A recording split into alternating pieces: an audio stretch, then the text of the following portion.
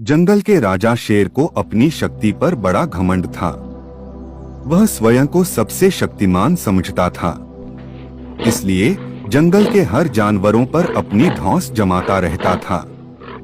जंगल के जानवर भी क्या करते, अपने प्राण सबको प्रिय थे, इसलिए न चाहकर भी शेर के सामने नतमस्तक हो जाते। एक दिन दोपहर के समय शेर एक पेड़ के नीचे सो रहा था। वहीं एक मच्छर भिनभिना रहा था, जिससे शेर की नींद में खलल पड़ रहा था। वह एक मच्छर से बोला, ए मच्छर, देखता नहीं मैं सो रहा हूँ, भाग यहाँ से, नहीं तो मसल कर रख दूंगा। मच्छर बोला, क्षमा करें वनराज, मेरे कारण आपकी नींद में व्यवधान उत्पन्न हुआ, किंतु आप मुझे ये बात नम्रता से भी कह सकते हैं। आखिर मैं भी इस धरती का जीव हूँ। अच्छा, तो तू छोटा सा मच्छर मुझसे जुबान लड़ाएगा? और क्या गलत कहा मैंने? तुम मच्छर हो ही ऐसे कि कोई भी तुम्हें यूं मसल दे।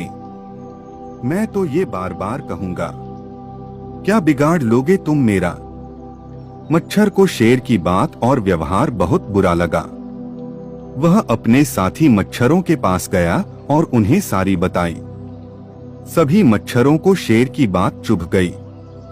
उन्होंने तय किया कि इस संबंध में एक बार सब मिलकर शेर से बात करेंगे। सभी मच्छर शेर के पास पहुँचे और बोले, वनराज, हमें आपसे बात करनी है, जल्दी बोलो, मुझे तुम जैसों से बात करने की फुर्सत नहीं है। शेर बोला, वनराज, आप होंगे बहुत शक्तिशाली, किंतु इसका अर्थ ये कतई नहीं है कि आप अन्य जीवों और प्राणियों का मजाक उड़ाएं या उन्हें नीचा दिखाएं। मच्छर बोले, मैंने जो कहा सच कहा। मैं सबसे शक्तिशाली हूँ और मुझे कोई हरा नहीं सकता। घमंड में चूर शेर गरजा, ऐसा नहीं है। अगर आप शक्तिशाली हैं तो हम में भी इतना सामर्थ्य है कि आवश्यकता पड़ने पर हम किसी का भी सामना कर सकते हैं और उसे हरा सकते हैं। हम आपको भी हरा सकते हैं।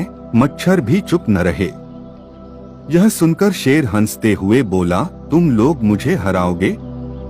तुम लोगों की इतनी हिम्मत कि मेरे सामने आकर ये बात कहो। मेरी शक्ति का अंदाजा नहीं है तुम्हें, अन्यथा ऐसा कभी नहीं कहते। अभी भी समय है, भाग जाओ यहाँ से, नहीं तो कोई नहीं बचेगा। शेर के घमंड ने मच्छरों को क्रुद्ध कर दिया। उन्होंने ठान लिया कि इस शेर को मजा चखा कर ही रहेंगे। वे सारे एकजुट हुए और शेर पर टूट पड़े। वे जगह जगह उसे काटने लगे। वह दर्द से कराह उठा। इतने सारे मच्छरों का सामना करना उसके बस के बाहर हो गया। वह दर्द से चीखता हुआ वहां से भागा, लेकिन मच्छरों ने उसका पीछा नहीं छोड़ा। वह जहां भी जाता वे भी उसके पीछे जाते और उसे काटते। आखिरकार शेर को झुकना पड़ा। उसने हार मान ली। वह मच्छरों के सामने गिपड़ गिड़ाने लगा, मुझे बख्श दो, मुझसे गलती हो गई, जो मैंने तुम्हें तुच्छ समझकर तुम्हारा मजाक उड़ाया और तुमसे बुरा व्यवहार किया। आज तुमने मेरा घमंड तोड़ दिया है। अब मैं कभी किसी को नीचा नहीं दिखाऊंगा। मच्छरों ने शेर को सबक सिखा दिया था, इसलिए उन्होंने उसे काटना बंद कर दिया। वे बोले, घमंडी का घमंड कभी न कभी अवश्य टूटता है। आज तुम्हारा टूटा है। घमंड करना छोड़ दो, अन्यथा एक दिन ये तुम्हें ले डूबेगा। और कभी किसी प्राणी को नीचा मत समझो। हर किसी का अपना सामर्थ्य और शक्ति होती है। शेर तौबा करते हुए वहां से भाग गया। शिक्षा घमंडी का सिर नीचा।